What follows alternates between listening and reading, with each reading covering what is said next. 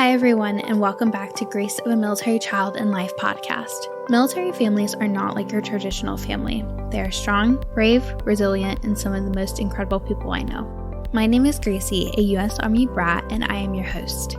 I am honored to be able to give military family members like myself a place for them to share their stories and experiences in the military life. Stay tuned for this week's guest. Hi, everyone. Welcome back to a new episode of Grace of a Military Child and Life. Today, I'm here with Megan, who is a military spouse. So, Megan, welcome to the podcast. How are you? Thank you so much for having me. I am doing well today. Awesome. Well, tell me a little bit about what it's like for you, being part of a military family. Yeah, so my husband's in the Air Force, and we just went over the 14-year mark that he's been in. And we have only been stationed at 3 different bases, and we're about to be moving to a new base here in the next few months. So we haven't had maybe the same move around as some spouses have had. We've been at the bases for like 5 to 6 years, which I think is abnormal in some of the military world. But it has given us lots of opportunities to meet people we would have never met before, learn, how to depend on each other versus depending on family or friends that are around. It's been a journey, but I am blessed and thankful to have been a part of it.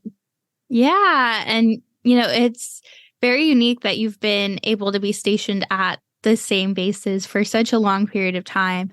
But it's also, it makes for a better experience in some aspects because you're able to be there longer and able to enjoy the areas that you're in. And, you see the rotation of families coming in and out. But you're kind of that stable, in a sense, family where you're able to help transition those families in and out. Yeah. Yeah. What is it like, moving around, but also trying to hold a career down and, hold a stable lifestyle yourself? I have been really blessed that my husband has provided in a way that I can stay home with our kids. I have 3 kids. My oldest is 9. And when she was born, he has allowed me to be at home. So we've had the flexibility of just his job is like what is holding us in a place. His schedule is what goes. I recently, 2 years ago, opened up a bookkeeping business from home. So it's a career that I've started and been able to I can take it with me anywhere we go because I'm doing it from home and it doesn't put me in one location or tie me down to a certain schedule. We can still kind of live based off of what his schedule is. Right, because it's so unpredictable. Even though you've had longer duty stations, you never know when orders are going to come, when you're going to be moving. So being able to have that flexibility, not only in your family life, but also in your career is so important. Right. And he is in a career where he has been TDY a lot. So I, hold it down the fort most of the time. And with 3 kids and no family really around, you just kind of have to adapt and go with what you got. Yeah. Make the schedule work as much as you can. Right. Because you're the one who has to make sure the kids get to all the locations they need to get to, and meals are cooked and the house is taken care of, and everything else that has to be done, and so being able to have whatever flexibility you need is so important, and then extremely important within the military family. Right. I feel like I get asked a lot, like, well, how do you do it? And I'm like, I don't really have a choice. Kids need me, so I'm going to help take care of the kids. My husband's gone. I can't just not take care of the kids in the house. You learn to adapt. You learn to go with the flow and figure out what the priorities are, tackle those priorities, and then go from there. Yeah. And if you don't have that mindset of, well, it's got to get done, there's no other way, then it makes it challenging to go through that lifestyle and to make sure everything gets done. You have to do it. You just have to. There's no other option. I'm like, do we have a choice? What choice is there? you do it. You just gotta figure it out and get it done.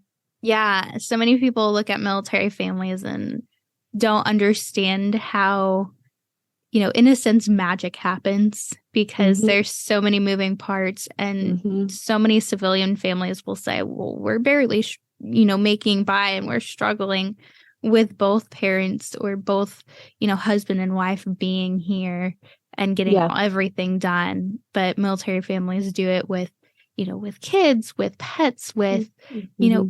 everything, and just one parent in the home most of the time. Right. Usually without the support of any family close. So you lean on your community, your other military spouses that um, understand what you're going through and are usually really willing to step in and help and fill those spaces when needed. Yeah, because you are all in the same boat. You're all going through the same things. A parent is in and out, your spouse is deploying and coming Mhm. back and doing TDYs and everything else. You're moving every few years, and you Yeah. understand what everyone's going through. Yeah, exactly. Yeah, you're able to rely on them and lean on them Hmm. so well when you don't have family close by. They kind of like become your chosen family, like these are people that I can depend on, people that I can count on, and hopefully they're close enough by that you have access to them as on like emergency basis or whatever. Right. Yeah, we always say you have your family and then you have your military family, Mm, and in a good extent, the military family is just so important and so understanding when you're living that lifestyle. yeah, it's a family you didn't know you needed until, like there's families we have connected with and met that we would have never met or connected with if we didn't do this military lifestyle. So as hard as the lifestyle is, I am really thankful for the relationships that we have been able to create in the time that we've been in. Right, because you never know when like an emergency is going to come up, and your family may be like on the opposite side of the world, on the opposite side of the country, states away, where Yeah. you can't just drive or fly over the second, an emergency happens. And so Yeah. so many people say they get to a new base and it's like, all right, well, your first friend is your emergency contact. Yeah. Can I put you down as my emergency contact? I Yeah, I know you. I have my phone, your phone number. Can you just be my emergency contact? right. Because those are the people that you rely on to just Hmm. live, and they become your friends, your family, your siblings. Hmm. You just Hmm. grow that close relationship with them. Right. Yeah, what is it like, not only just moving around and trying to live this military lifestyle, but also doing it with kids? Um, so my kids are 9, 5, and 2. Um, this last move was the first one that my youngest two were a part of. But it's kind of the first move that we've done where they've all kind of realized, we're in a new environment. My oldest, obviously, she was 6 or 7, I think, when we moved. So she had already created some friends and got into school. But she was excited to get here and start here. We made some good friends right when we moved in, some awesome neighbors next door. And then they got orders and they left like 6 months after we got here. And my oldest was just heartbroken because she was so close and bonded with them. They welcomed us with open arms, and just like it was really nice to have them next door. And of course, military life changes that, and then you have to move and adjust. So we do have a move coming up in the next couple of months. And I think this one is going to be a little bit, maybe a little harder for my older ones to understand, even my youngest, because she has a little friends, but she won't remember much as we move forward. Um, I unthankfully, one of my daughter's good friends is also moving. So it's kind of like we're both moving at the same time. So she won't feel as much like I'm leaving her behind. It's like we're both moving on to something new. Right. Um, but I think my oldest, just because she's 9 and she has a little bit more, she's made more friends, she's been in school already. I think she'll have that initial adjustment, but I think once we get down there and get settled and have a new community, she'll adapt and be excited for the new adventure. Yeah, that age is hard. I was 9 when I did my first move.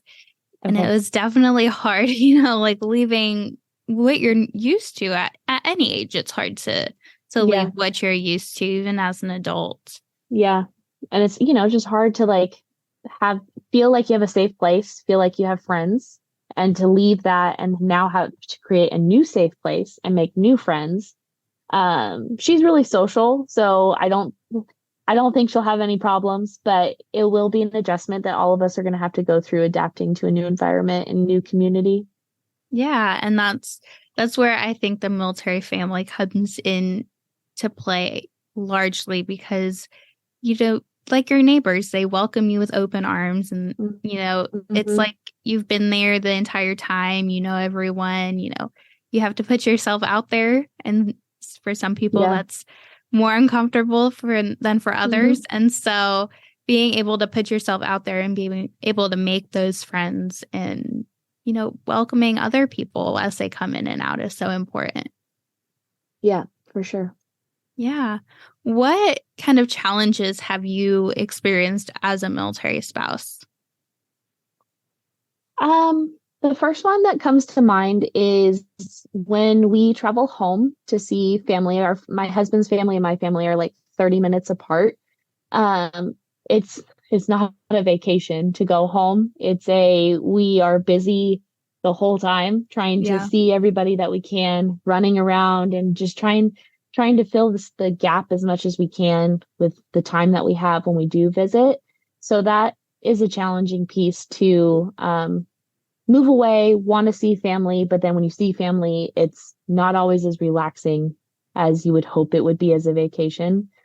Um, and then just as of lately, my husband's schedule, he's been gone more at this base. So the challenge of him not being around as much and longer work days has kind of started to wear on the family.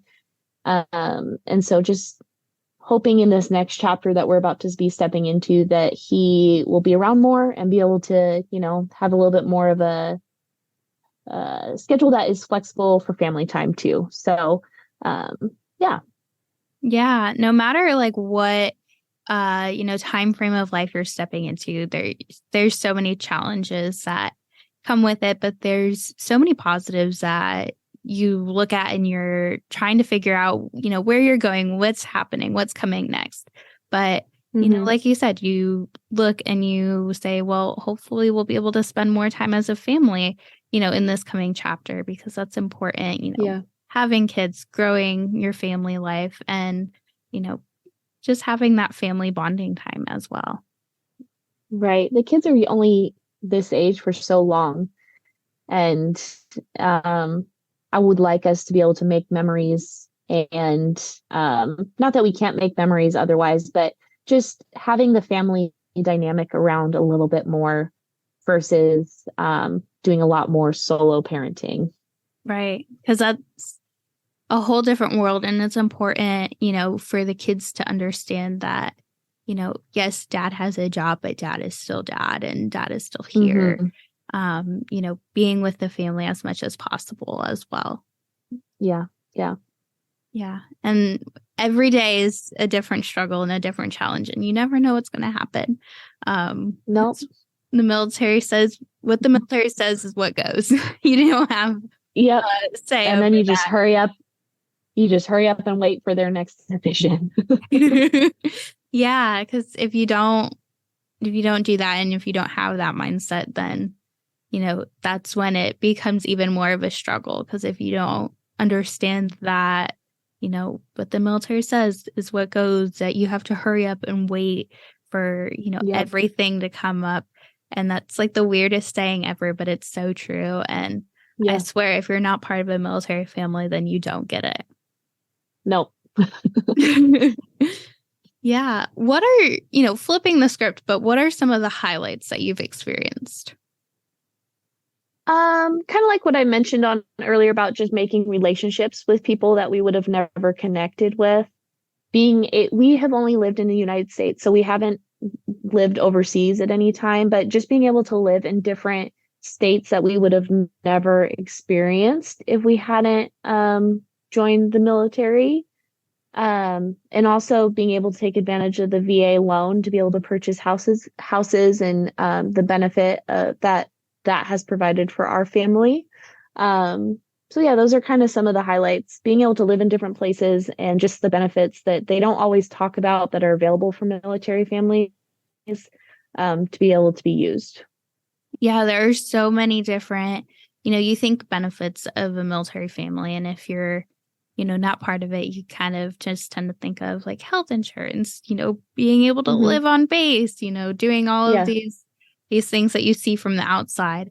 But you don't think of all of these like little things, like you mentioned, the loans and things like that. Yeah. But also, just the resources that you have are incredible. Right. So many resources, so many more resources than you even like are aware of that there are. You know what I mean? Like, Yeah. um, there's so many resources. If you get in contact with the right person who knows the resources, you'll be mind blown of what is available. Yeah. And just, you know, putting yourself out there, getting on Instagram or Facebook and connecting within the military community. There are so many different people. I literally scroll through Instagram every day and find, new accounts where just spouses and family members are encouraging each other, and, service members and veterans are out there, making a difference, seeing where they could provide a resource that is much needed. Right. Yeah. Yeah, absolutely. Not keeping that resource that they found to themselves, but teaching it and passing it down. Yeah, because that's really what matters is, not keeping it to yourself, but sharing it with the rest. Because if you're struggling with something and you see that there's a need and you find a resource that can fill it, more than likely there are many other families out there experiencing the same thing that could benefit from what you're finding. Exactly. Yeah. And where can, followers connect with you, and how can followers and listeners to the podcast get involved with what you're doing? Sure. So the best place to find me is on Instagram, and my IG handle is numbers_by_Megan. Or if you hashtag numbers by Megan anywhere, you'll probably find me. But I'm most active on Instagram. Or you can take a look at my website, which is www.numbersbymegan.com. Yeah, that's awesome. And, what ways are you helping to impact the military community? Just being able to pass down what I've learned, being able to be not necessarily a leader, but somebody that people can look to and say, she's been through it, she understands, I feel comfortable to ask her questions about the military life. Yeah, because passing down the knowledge and just being a friend. Yeah, it's important to have those people in your life who, typically are strangers, but you find that piece of comfort within it of being able to reach out to them and say, hey, like, I'm struggling this, how, like, what advice do you have? What tips do you have? Or, like we talked about earlier with the resources and, being able to fill that. And you never know where you're going to make friends along the way. Yeah. Since I've started my business, it's been really fun to be able to connect with other military spouses who either have businesses or we're just connecting as spouses. And I would have never connected with them if I didn't start my business, So it's one of those things where you have to start something and then you'll get connected with people that you'll never know you could have connected with before. So definitely it's fun to just, hear other military spouses' stories and see how we can encourage each other. Right. And you never know down the road, where your paths are going to cross. You could be at the same duty station and, then it's nice to have someone who's been there for a while and can kind of give you a little tour around, because it's hard to get accustomed to a new area, especially dealing with different regions of the country and, even potentially across the world. Right. Yeah. It's nice to have, even if it's a friend of a friend. Yes. Or a friend of an acquaintance or something, to have that one contact that is at that location that can give you some direction is huge. Right. And that could literally be your first emergency contact too. So Yep. Definitely. Yeah, absolutely. And so the last thing I always like to ask is, what piece of advice would you give to another military spouse? Oh, you don't know what's going to come. So just be ready for every day to be a different journey. As much as I'm looking forward to like stability and some roots, military life doesn't always provide that along the way. So just being flexible and adapting when needed. There's a lot of hurry up and waiting.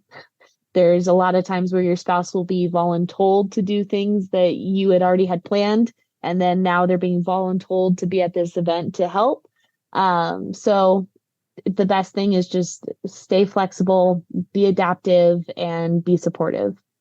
Yeah, because that's when, if you're not flexible and, you are the complete opposite of all of the traits that you just mentioned, that's where it gets hard. That's where, you experience those struggles and hardships, by yourself and even in your relationship, in your family life. So it's important to, just take each day as it comes and plan, but plan for your plans to change. And, having some sort of idea of what's going to happen is important, but you're most likely not going to happen. Be changed very quickly. Yes, absolutely. Well, thank you, Megan, so much for being on the podcast and sharing your story and journey of being a military spouse. Of course, I am so thankful that you asked me to join and be a part of your community. Absolutely. Thank you for listening to Grace of a Military Child and Life podcast. If you enjoyed this episode, be sure to give it a like, follow, and comment. Also, be sure to check out Instagram and Facebook at Grace of a Military Child and Life for more awesome content.